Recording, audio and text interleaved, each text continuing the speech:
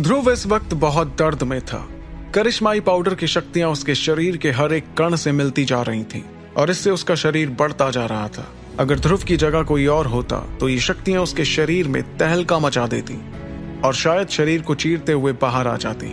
लेकिन ध्रुव कोई आम लड़का नहीं था, बल्कि बहुत शक्तिशाली था। इसलिए वो बहुत मुश्किल से ही सही, लेकिन शक्ति के आवेग को काबू में कर पा रहा था। इस वक्त ध्रुव के चारों तरफ एक हरे रंग की रोशनी दिखाई दे रही थी। उस रोशनी से घिरा ध्रुव इस वक्त एक तेज बिजली के झटके बराबर दर्द महसूस कर रहा था। ध्रुव की रगों में एक सफेद तरल सा बहता पदार्थ दिख रहा था। फिर अचानक वो शक्ति अपने चरम तक पहुंच गई और ध्रुव ने महसूस किया कि उसका दर्द कम होने की बजाय और ज्यादा बढ़ गया था। ध्रुव ने गुफा में जोर से चीखना शुरू किया, लेकिन उसका कोई फायदा नहीं हुआ। उसके शरीर ने अचानक इतनी शक्तियां सोख ली थीं कि ऐसा लग रहा था कि ध्रुव अगले ही पल किसी बम की तरह फटने वाला था। ध्रुव को दर्द से कराहता देख विदुर ने तुरंत अंगूठी में से आवाज लगाई, ध्रुव, शक्तियों के बवंडर को जल्द काबू करो, नहीं तो तुम जिंदा नहीं बचोगे। आचार्य के लफ्ज ध्रुव के दिलो दिमाग में गूंजने लगे थे। उसने अपने आप को काबू में लाने के लिए एक गहरी सांस ली और फिर दोनों हाथों को जोड़कर शक्ति को वश में करने की कोशिश शुरू की। ध्रुव ने यह कुछ सालों पहले भी किया था, जब वो एकलव्य रैंक पर था, लेकिन उस वक्त करिश्माई पाउडर नहीं था, इसलिए ध्रुव इस बार ये करने में थोड़ा घबरा रहा था। लेकिन ध्रुव ने जैसे ही अपनी आंखें बंद करके अपनी कलाइयों को घुमाना शुरू किया तो उसने देखा कि कैसे शक्तियां उसके शरीर के हर हिस्से में चमकने लगी थी। ये चमक एक सफेद रोशनी का रूप लेने लगी थी कि तभी विदुर ने चिल्लाते हुए ध्रुव से कहा, जल्दी करो ध्रुव, अपनी आत्मा का इस्तेमाल करके इन शक्तियों को वश में लाओ। अगर तुम शक्तियों के इस बवंडर को जल्दी वश में नहीं कर पाए तो एक बार फिर 8 सितारों तक लुढ़क जाओगे। आचार्य की बात सुनकर ध्रुव ने अपना सिर हिलाया और अपना ध्यान शक्तियों पर लगाना शुरू किया। कुछ पल बाद अचानक उसकी आत्मा ने शक्तियों पर काबू पाना शुरू कर दिया था और ध्रुव के सर के ऊपर एक बवंडर बनने लगा। यह बवंडर उन जगमगाती शक्तियों का था जो ध्रुव के मुंह से होते हुए उसके शरीर में समा रही थी। तभी विदुर अंगूठी से बाहर निकला और उन्होंने देखा कि ध्रुव बहुत मुश्किल से शक्तियों को वश में कर रहा था, लेकिन उसकी आत्मा की शक्ति को देखकर ध्रुव भी चौंक गए थे। उन्होंने देखा कि वो बवंडर छोटा होते होते एक हाथ बराबर हो गया था। ध्रुव इस वक्त बहुत ज्यादा थक गया था। वो चाह कर भी पूरी शक्ति को सोख नहीं पा रहा था। इसलिए विदुर ने उसका हौसला बढ़ाने के लिए उससे कहा, बस थोड़ा सा और ध्रुव, तुम एकलव्य से सिर्फ 1 कदम की दूरी पर हो। ये सुनकर ध्रुव ने एक आखिरी कोशिश की और अपनी सारी ताकत लगाकर चिल्लाते हुए उस बची हुई शक्ति को अपने अंदर उतारना शुरू किया।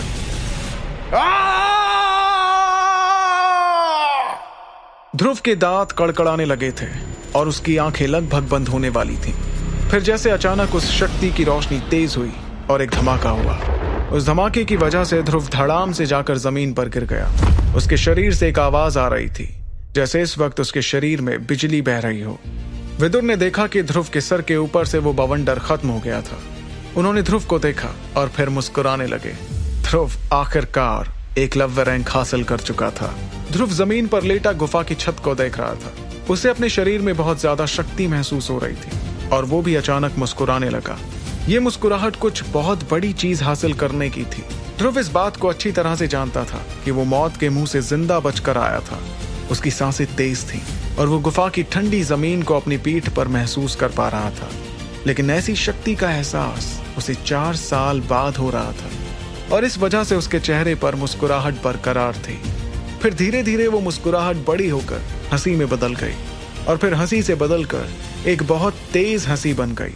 उसकी हंसी इस वक्त गुफा में गूंज रही थी, जिसे सुनकर विदुर भी खुश हो रहे थे। आखिरकार जब ध्रुव ने एकलव्य रैंक हासिल करने की खुशी मना ली थी तो उसने अपने लड़खड़ाते पैरों पर खड़े होने की कोशिश की। लेकिन इससे पहले ध्रुव ने एक बार अपनी आंखें बंद कर उस शक्ति को अपने शरीर के हर हिस्से में बहता हुआ महसूस किया। ये एक खास हुनर था जिसे आत्मदृष्टि कहा जाता था। ये हुनर सिर्फ एकलव्य रैंक और उसके ऊपर वालों के लिए था। इस हुनर की खासियत ये थी कि ये शक्ति के मुताबिक काम करता था। आसान भाषा में कहें तो जिसकी जितनी शक्ति होती वो अपने शरीर की उतनी गहराई में जा सकता था। ध्रुव को इस वक्त अपनी नाभि के पास शक्तियों का एक गोला दिखाई पड़ रहा था। वो गोला किसी आकाश गंगा की तरह दिख रहा था, जिसे देखकर ध्रुव मुस्कुराने लगा। वो जानता था कि ये गोला बहुत बड़ा नहीं था, लेकिन फिर भी इसमें बहुत ज्यादा शक्ति थी। अंदाजा लगाया जाए तो 9 सितारों से लगभग 10 गुना ज्यादा शक्ति। दोनों रैंकों के बीच वैसे तो ज्यादा फर्क नहीं था, लेकिन अगर बात शक्ति की हो तो मान सकते हैं कि एक आसमान है तो दूसरा जमीन। मतलब दोनों की शक्तियों की कभी कोई तुलना नहीं हो सकती।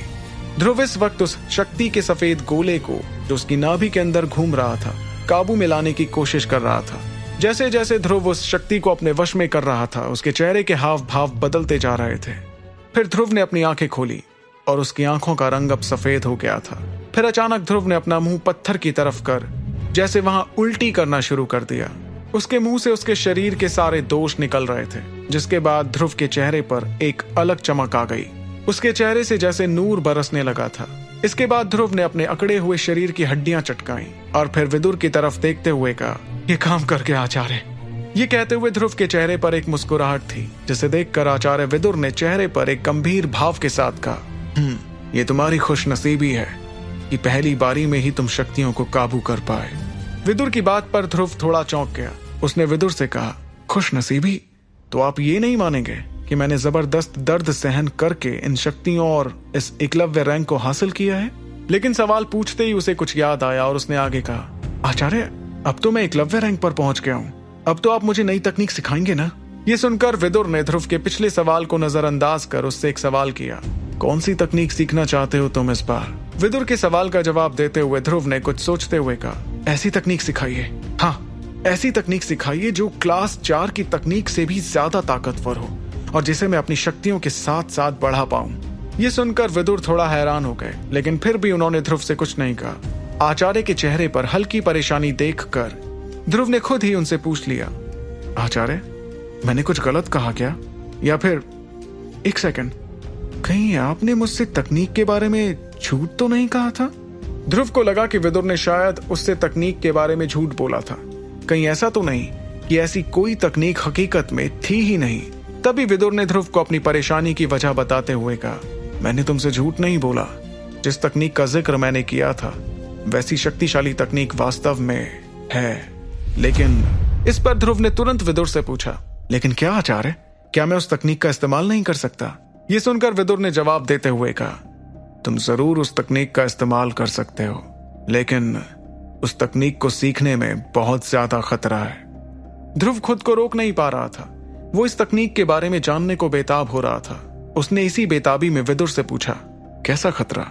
इस सवाल का जवाब देते हुए विदुर ने ध्रुव की आंखों में देखते हुए कहा, मैंने अपनी पूरी जिंदगी में किसी को भी इस तकनीक का इस्तेमाल करते नहीं देखा।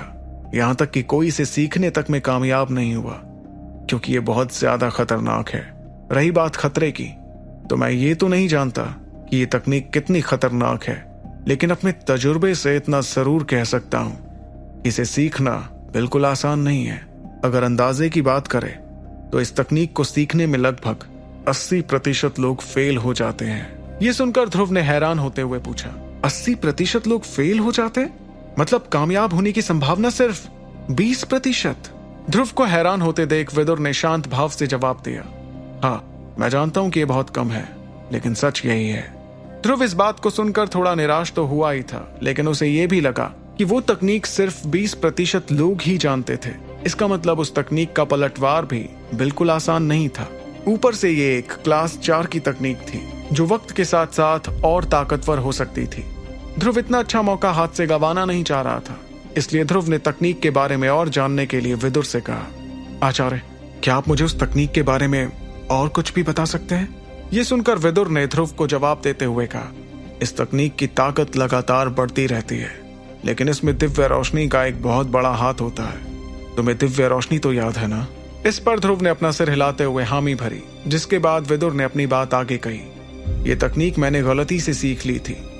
वैसे तो इस तकनीक का कुछ नाम नहीं है, लेकिन मैं इसे फ्लेम मंत्रा कहता हूं। इस फ्लेम मंत्रा की यह खासियत है कि ये लगातार बढ़ तो सकती है, लेकिन उसके लिए इसे दिव्य रोशनी की जरूरत पड़ेगी। तकनीक सीखने वाले को दिव्य रोशनी को अपने अंदर लाना होगा, और जैसा कि तुम जानते हो, दिव्य रोशनियां सबसे खतरनाक शक्तियों में से एक है।